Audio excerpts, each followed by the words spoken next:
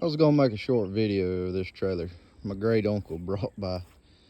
He had a tree or something that they was taking down, and neighbors got it and said, "I'll saw you some boards for your trailer for you. For the rest of the wood." He was like, "All right. Look, if you're gonna do it, do it right." I mean, I'm not saying that I'm a perfect sawyer. I'm gonna have dips and stuff too, but this is awful. Like, for a trailer, look at all the wane on it. I mean, it's pretty bad. I mean, that right there is terrible. We're gonna get it fixed up. He brought it over here. He come by and saw me sawing on my sawmill, which you don't live very far, but I think they sawed all this before I got my new mill. But he's gonna do that, and he don't know a lot about it either. He was like, "I'll just leave it up on top of here and screw it down here." I was like, "You can't do that because this is oak, and before you could get it on there, it'd be way down there." And I was like, "It's gonna break your screws out." And also, this board is like 2 inches or 1.5 inches. That one's an inch. That one's an inch or less. They're just different widths and all. So I'm gonna put them on this tractor here. We're gonna rip them down, make them smooth, make them more uniform, and cut what we gotta have and to get them back in here. And I'm gonna take the trailer up to the shop and I'm gonna cut this bar out, because you really don't have to have it on there. That's just how they used to do it. They'd put this end in. I've done it many a times. Put a 4x4 post or something in the middle, bend it down and stick it underneath the back and let it go. Then you can put one thing of screws across and you're good. But I told him we wasn't gonna do that. We was gonna cut it out and just screw it down. But a little before, I'll take a video after when we get done and show you. I may have a snip once I get all these boards out and get them up on the mill, but we'll get them down. We'll be back. I'm not saying every board's got to be straight and all that, but that's pretty wavy. I think they cut a bunch of them at the same time because you can see the wave. But when this happens, it means your blade is dull. Change your blade out. And just the dips in it right through here, it going this way and that way. That's a hobby sawyer for you right there. I mean, I'm not much of more than one, but I'd like to think I was more than just a hobby sawyer. It's pretty funny. But we'll slick it up. I'll show you them here in just a second to see the difference in the cut. Look, they're on the bed. Look at how thick that is. They're up right there.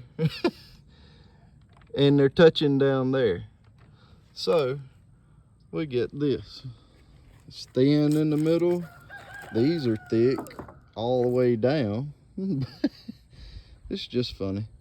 I'll show you another pit whenever I get this. I got the top cleaned off. It's looking good. I know boards bow and all. I wasn't really trying to make fun of them on that, but just the quality of the cut. Like, I guess they was trying to saw 12-inch boards and they was 12.5, 13 or whatever. But I'm gonna do this. Now I'm gonna roll them over and I'm gonna saw them at 11 inches. I'm gonna drop another inch. This was 12-inch cut. I'm gonna roll them over, cut them at 12. There's a few in here, like this one. Oh, it may end up being way less, but I'm gonna roll them, cut them at 11, and then I'm probably gonna drop my blade and cut them at 5.5.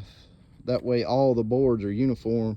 And then these big thick boards going on a trailer, you get a 12-inch wide board on a trailer, it's gonna cup bad on you. So if you cut them 5.5, 6 inches, they don't cup as bad.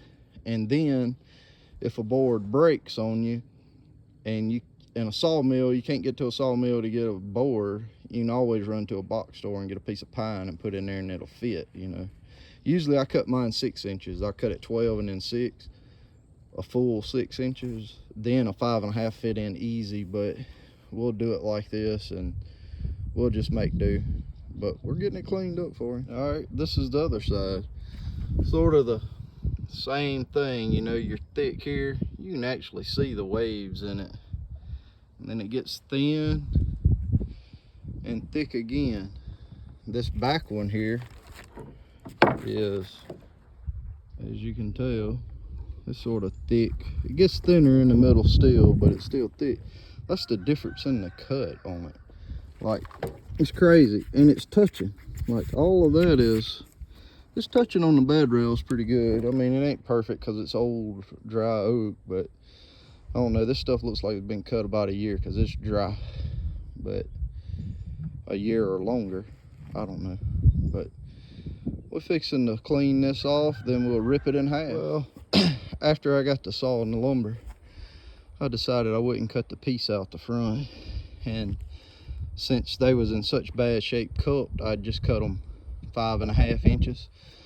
I think this one right here is 6 inches or something like that, but it's right at 5.5. If you're looking at it, you can't really tell. Turned out pretty good for such crappy wood. Yeah, there's a gap there, so on and so forth, but you'll have a little bit of room in it. A lot better than it was though. What you do is you just wedge out underneath there. That's what I did. And then right here about the axles, I took a 4x4 about 2 foot long, and then another 4x4 a foot or so, and I stood one up and I laid one across like that, and then I could arch it over to right here. Some of them was cut bad, so I had to take the skill saw, trim them up a little bit, then take your felon wedge or something like that. I'll show you. Take your felon wedge or something and you can wedge it underneath there like that. Then you can go knock your board out. These on the side, you can put over half of them, or probably 2/3 of them, in by putting it in and then just swinging it around. I did that, but about 5 or so of them, 5, 6, I had to cut. I like it pretty good. I mean, I wish the lumber was cut better, but I didn't saw that. I just cleaned the edges up, put it on there. And then he's got an extra bore. Now I got he wanted me to weld on it right up here. Got a crack and stuff right here. One there and one on the other side. But we'll take and gouge that out with a grinder and fill her in, and he'll be ready to go.